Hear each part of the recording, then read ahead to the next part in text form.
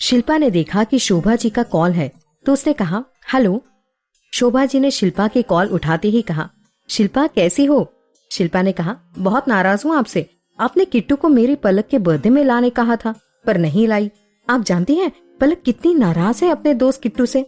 शोभा जी ने हंसते हुए कहा, हाँ, दोनों नए दोस्त नाराज हैं। यहाँ किट्टू की तबीयत बहुत खराब थी इसलिए हम पलक की बर्थडे पार्टी में नहीं आ पाए। प्लीज नाराज नहीं होना, किट्टू तो बस पलक से मिलने की जिद कर बैठा है। प्लीज क्या तुम आओगी पलक को लेकर? प्लीज ना मत कहना, बस थोड़ी देर के लिए आ जाओ।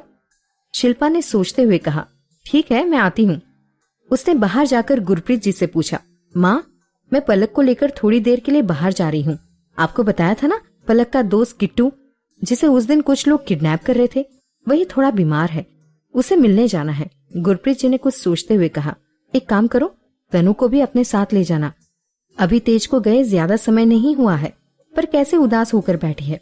शिल्पा ने अपना सिर ठोकते हुए कहा, ओह उससे तो पूछना ही भूल गई, उसे भी ले जाती हूँ, बाय मम्मा। वो दौड़ती हुई तनु के रूम में चली गई। गुरप्रीत जी उसे पीछे से चिल्लाती है, शिल्पा आराम से, अभी ऑपरेशन हुए ज्यादा समय नहीं हुआ है। उफ, पागल लड़की सुनती ही नहीं है। शिल्पा ने देखा तनु अभी भी तेज की फोटो हाथ में पकड़कर उदास बैठी थी।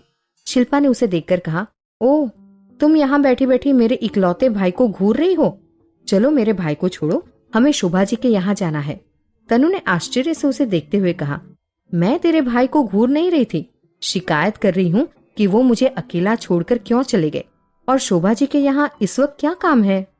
शिल्पा ने कहा, तू चल ना, घूम कर आएंगे, हमारे फेवरेट गोलगप्पे खाकर आएंगे, तुझे पता है कब से नहीं खाए।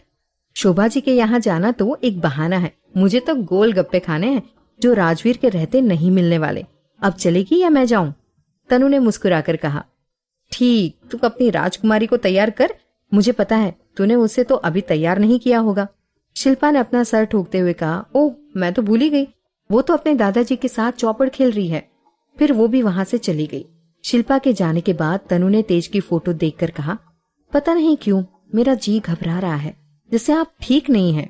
फोन लगा रही हूँ पर आउट ऑफ नेटवर्क बता रहा है। फिर वो भी फोन रखकर तैयार होने लगी। उधर काठ गोदाम जाने के रास्ते में विक्रम और प्रीति मंदिर पहुंच गए थे। ऊंची ऊंची पहाड़ियां, घने पेड़ों के बीच एक बहुत ही पुराना सा मंदिर था दुर्गा माता का। इतनी हरियाली और शांति थी। वहां पर विक्रम और प्रीति तो पहुंचकर अपनी सारी थकान ही भूल गए थे। प्रीति ने अपने सर पर दुपट्टा रखा और मंदिर के अंदर जाने लगी। विक्रम की नजर उस पर पड़ी तो कुछ पल एकटक देखकर आगे बढ़ गया। दोनों ने वहां अपना शीश झुकाया। फिर विक्रम ने अपना बैग खोला और नानी के कहे अनुसार मिठाई और नारियल मंदिर में चढ़ाने लगा। प्रीति भी उसे आश्चर्य से देख रही थी पर कुछ नहीं बोली। फिर दोनों बाहर आ गए। मंदिर के बाहर आकर प्रीति ने विक्रम से कहा, आप तो पूरी तैयारी से आए थे, पहले पानी का बोतल फिर अब ये प्रसाद। विक्रम ने कहा, हाँ नानी ने भेजा था पर जाते समय भूल गया था, पर काठ गोदाम आते समय याद रहा, उन्होंने इसी मंदिर के बारे में बताया था। तभी प्रीति को कुछ आवाज आती है। वो डर जाती है और घबराते हुए विक्रम से कहती है, विक्रम हमें ना जल्दी यहाँ से चलना चाहिए, लगता है यहाँ जंगली जानवर है, देखिए आवाजें आ रही हैं। विक्रम ने कहा, तुम्हें डर लग रहा है? प्रीति ने थोड़ा चौंकते हुए कहा, मैं डरती नहीं हूँ किसी से, पर प्लीज जल्दी कीजिए, पता नहीं किस जानवर की आवाज है पर नजदीक ही है। विक्रम हंस दिया। तभी एक बंदर कूदकर वहां आ गया। प्रीति भी घबराकर विक्रम के गले लग गई। प्रीति ने अपना सिर विक्रम के सीने में छुपा लिया और उसके हाथों ने विक्रम की शर्ट को कसकर पकड़ रखा था। विक्रम भी चौंक गया। प्रीति की करीबी कहीं ना कहीं अपना असर दिखा रही थी। प्रीति ने घबराते हुए विक्रम के सीने में सिर छुपाते हुए कहा, विक्रम वो जानवर अभी भी है क्या? विक्रम ने प्रीति को अपने से दूर करके कहा, तुमने तो कहा था तुम्हें डर नहीं लगता है और तुम इस पिद्दी से बंदर से डर गई। प्रीति ने धीरे से आंख खोलकर बंदर को देखा। फिर वो एकटक विक्रम को देखने लगी। विक्रम ने मुस्कुराते हुए कहा, डरो मत, वो छोटा सा बंदर है, अभी चला जाएगा। फिर विक्रम ने बैग से चने और केले निकालकर प्रीति को दिए और कहा, लो इन्हें खिला दो, ये कुछ नहीं करेंगे। थोड़े और बंदर वहां आ गए थे। प्रीति ने एक नजर विक्रम पर डाली पर उसने ना डरने को कहा। फिर दोनों ने बंदर को चने और केले खिलाए और पहाड़ी से नीचे उतरने लगे। उधर काली अभी भी बेसब्री से घूम रहा था। आज पहली बार उसे ऐसा लग रहा था जैसे कुछ गलत हो रहा है। उसने अपने लिए पानी मंगवाया। जैसे ही उसने एक घुट पानी पिया, उसके पास रॉक्सी का फोन आया। काली ने अपनी गहरी आवाज में पूछा, काम हो गया? रॉक्सी ने कहा, सर मुझे कहा गया था होटल रॉयल में तेज प्रताप की मीटिंग है। मैं तो कब से यहाँ हूँ, पर मुझे तो कोई नजर नहीं आया। काली ने कहा, इतना बड़ा चॉपर तुम्हें नजर नहीं आया? ऐसा कैसे हो सकता है? ध्यान रखो, वो बहुत चालाक है, इस बार बचना नहीं चाहिए। रॉक्सी वहां इंतजार ही कर रहा था, पर तेज का पता नहीं चल रहा था कि वो है कहाँ। अब तो उसे भी खींच होने लगी थी। चॉपर होटल खंडाला हिल्स में उतरा था। राजवीर ने चौंकते हुए कहा, हम तो होटल रॉयल में जाने वाले थे ना, फिर यहाँ कैसे? तेज ने मुस्कुराते हुए कहा, बस मन किया तो मैंने दत्ता जी को खंडाला हिल्स में मीटिंग के लिए कह दिया। वो भी तैयार हो गए और यहाँ मीटिंग डिसाइड हो गई। राजवीर बोला, तो कुछ छुपा तो नहीं रहा? पता नहीं ऐसा क्यों लग रहा है जैसे तो कुछ छुपाने लगा है। तेज राजवीर को अपने साथ खींचकर लाने लगा और बोला, बस कर, एक तो जबरदस्ती मेरे साथ आ गया मना करने के बाद भी, और अब अपना दिमाग लगा रहा है, वो भी फालतू का। चल दत्ता जी इंतजार कर रहे हैं, आश्रम का ब्लूप्रिंट भी तू आज ही रेडी कर ले। सब इस मीटिंग में डिसाइड करके ही घर जाएंगे। राजवीर ने कुछ सोचते हुए हाँ कहा और उसके साथ खंडाला हिल्स में आ गया। काली के आदमी हर होटल में चेक कर रहे थे कि तेज किस होटल में है। लगभग 2 घंटे के बाद उन्हें पता लगा कि तेज मीटिंग किस होटल में कर रहा है। उनमें से एक ने काली को फोन किया। काली ने फोन उठाते ही कहा, कुछ पता चला तेज प्रताप कहाँ है? दूसरी तरफ से उस आदमी ने कहा, हाँ सर, वो यहाँ खंडाला हिल्स में है, लेकिन सिक्योरिटी टाइट है, उन्होंने पूरा होटल बुक किया है, हम अंदर नहीं जा पाएंगे। काली बोला, उसका बाहर वेट करो और जैसे ही वो निकले उसे वहीं खत्म कर दो, और ध्यान से रॉक्सी से कहना गोली सीधे उसके दिमाग में लगनी चाहिए, बचना नहीं चाहिए। वो आदमी फिर कुछ सोचते हुए बोला, सर यदि तेज प्रताप चॉपर में ही निकल गया तो गोली मारना मुश्किल है, क्योंकि होटल ऊंची पहाड़ी पर है और सिक्योरिटी के कारण रॉक्सी का पहुंचना हो नहीं पाएगा। काली कुछ सोचकर बोला, तुम कहना चाहते हो कि यदि वो चॉपर में नहीं जाएगा तो रॉक्सी कुछ कर सकता है? वो आदमी थोड़ी उम्मीद से बोला, हाँ सर। काली फिर बोला, कोशिश करो वो चॉपर में ना जा पाए, और अब तुम लोगों का फोन तभी आना चाहिए जब काम खत्म हो जाए, अब कॉल मत करना। वो आदमी बोला, यस सर।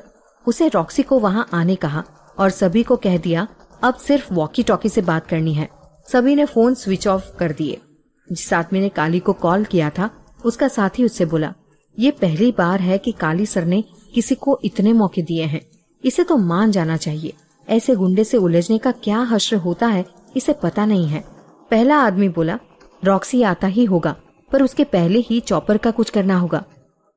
उधर काठ गोदाम में सुधा विक्रम के घर पहुंच गई थी। हॉल में ही नानी जी और साधना जी बैठी हुई थी। सुधा हॉल में आई और अपना बैग गुस्से में सोफे पर पटक कर खुद ही बैठ गई। साधना जी और नानी जी उसे आश्चर्य से देख रहे थे। साधना जी बोली, सुधा, कल से ही हम परेशान थे, तुम्हारे मॉम डैड का पता नहीं कितनी बार फोन आ चुका है। तुम्हें कॉल कर रहे थे पर तुम्हारा फोन बंद आ रहा था। देखो, तुम यहाँ आई हो तो तुम हमारी जिम्मेदारी बनती है, पर तुम ऐसे ही गायब हो जाओगी तो हम क्या करेंगे? क्या जवाब देंगे तुम्हारे मॉम डैड को? सुधा जो थक कर आई थी उसे जोर से आवाज लगाई, पाटिल, कहाँ मर गया? पानी क्या तेरा बाप लाएगा?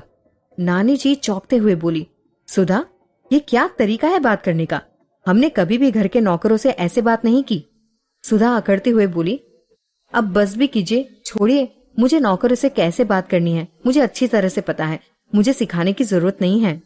पाटिल दौड़कर आकर पानी ले आया और सुधा को दे दिया। सुधा ने पानी पीकर ग्लास टेबल पर रखा और पाटिल की तरफ गुस्से में देखकर बोली, अब ये ग्लास क्या तुम्हारा बाप ले जाएगा? पाटिल ने भी घबराकर जल्दी से ग्लास उठाया और किचन की तरफ चला गया। आज पहली बार उसकी आंखों में आंसू झलक रहे थे।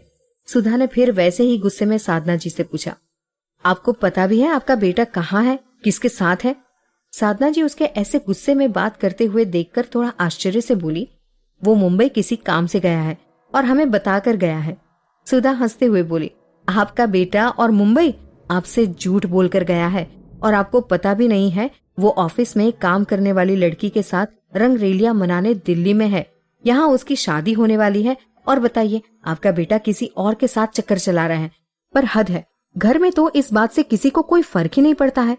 साधना जी उसकी बात सुनकर थोड़े लड़खड़ाते हुए शब्दों में बोली, ये तुम क्या उटपटांग बातें कर रही हो? विक्रम कभी झूठ नहीं बोलता और अगर बोला भी है तो जरूर इसके पीछे कोई ना कोई कारण है और मुझे वो कारण जानना भी नहीं है। सुधा फिर गुस्से में दांत पीसते हुए बोली, आपका बेटा आपकी होने वाली बहू के अलावा किसी और के साथ है और आपको कोई फर्क नहीं पड़ता तो ना पड़े, पर मुझे पड़ता है। मैं उस 2 टके की लड़की को विक्रम पर डोरे नहीं डालने दूंगी, कभी नहीं। और वो गुस्से में भनभनाती हुई अपने रूम में चली गई।